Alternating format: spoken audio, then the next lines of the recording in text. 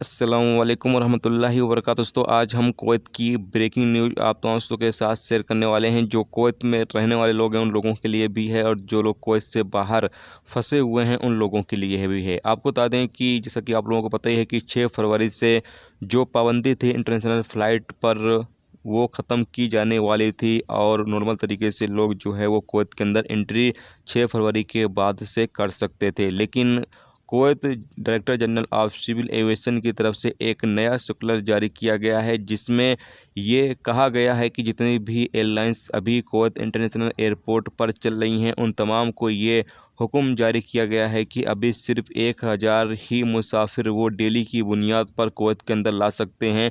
इससे ज़्यादा मुसाफिरों को डेली की बुनियाद पर कुवैत के अंदर लाने की परमिशन नहीं दी जाएगी, और ये फ़ैसला अगली नोटिफिकेशन आने तक जारी रहेगा। यानी कि जो 6 फरवरी से ये पाबंदी जो लगाई गई थी कुवैत सरकार की तरफ से, ये ख़त्म की जाने वाली थी, इसको और बढ़ा दिया गया है। यानी अगली नोटिफिकेशन आने तक ये पाबंदी अभी फ़िलहाल कंटिन्यू जारी रहेगी। तो जो लोग भी अभी इस वक्त दुबई वगैरह में आकर फंसे हुए हैं उनको और इंतज़ार करना पड़ेगा। उन लोगों के लिए बुरी खबर है कि अभी कुवैत सरकार 6 फरवरी के बाद से भी कुवैत के अंदर एंट्री करने की परमिशन जो है वो नहीं देने वाली है। सिर्फ 1000 मुसाफिर ही एंट्री कर सकते हैं। तो ऐसे में टिकट काफ़ी ज़्यादा महंगा होगा, तो लोग जो है ऐसे में एंट्री नहीं कर सकते हैं। अभी दुबई में या फिर बाकी देशों में जो फंसे हुए लोग हैं उन लोगों के लिए बुरी खबर है कि अभी अगली नोटिफिकेशन आने तक आपको जो है वो इंतज़ार करना होगा।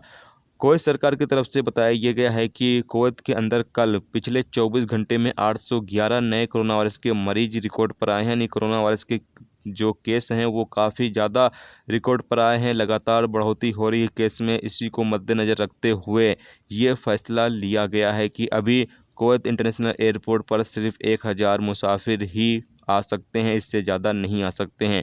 इसके अलावा आपको बता दें कि कुवैत मिनिस्ट्री ऑफ इंटीरियर और कुवैत सिविल एविएशन की तरफ से बहुत ही जल्द मीटिंग होने वाली है, और इस मीटिंग में ये भी फैसला लिया जा सकता है कि कुवैत इंटरनेशनल एयरपोर्ट को अभी कुछ वक्त के लिए फिर से क्लोज किया जा सकता है, यानी फिर से बंद किया जा सकता है। इस हवाले से भी फैसला जो है वो लिया जा सकता है। जिस हिसाब से अभी कुवैत के अंदर कोरोना वायरस के केस बढ़ रहे हैं उसको मद्देनज़र रखते हुए ये तमाम तरह के फ़ैसले जो हैं वो कुवैत में लिए गए हैं, और कुवैत एयरपोर्ट को बंद कर दिया जाए इस हवाले से भी हो सकता है आने वाले दिनों में फ़ैसला ले लिया जाए। क्योंकि अभी ज़्यादातर अरब देशों में कोरोना वायरस के केस जो हैं वो दोबारा से फैल रहे हैं, और सऊदी सरकार ने भी आपको बता दें कि 20 देशों के साथ अपने इंटरनेशनल फ़्लाइटों को फिर से बंद कर दिया है। 20 देशों से जो लोग हैं वो सऊदी अरब में अभी फ़िलहाल नहीं आ सकते हैं। तो अभी अरब देशों में कोरोना वायरस के बढ़ते हालात को देखते हुए ज़्यादातर अरब देश जो हैं वो अपनी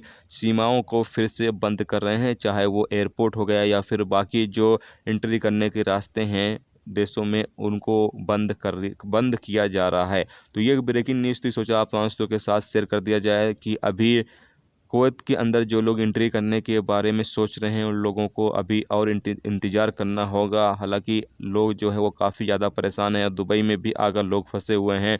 हम आप लोगों की जज्बातों को समझते हैं, लेकिन क्या कर सकते हैं। कुवैत सरकार तो अपने शहरियों की और कुवैत में रह रहे अजनबियों के भलाई के लिए ही ये फ़ैसला कर रही है, क्योंकि अभी केस जो हैं वो लगातार कुवैत के अंदर बढ़ रहे हैं। हालात इंशाल्लाह दुआ करें कि जल्द ही नॉर्मल हो जाए, ताकि दोबारा से फ़्लाइटें ओपन हो सकें और लोग जो इस वक्त फंसे हुए हैं वो तमाम लोग अपने कामकाज पर लौट सकें। तो मिलते हैं दोस्तों नेक्स्ट वीडियो में नेक्स्ट टॉपिक के साथ। जब तक कि अपना ख्याल रखिए। खुदा।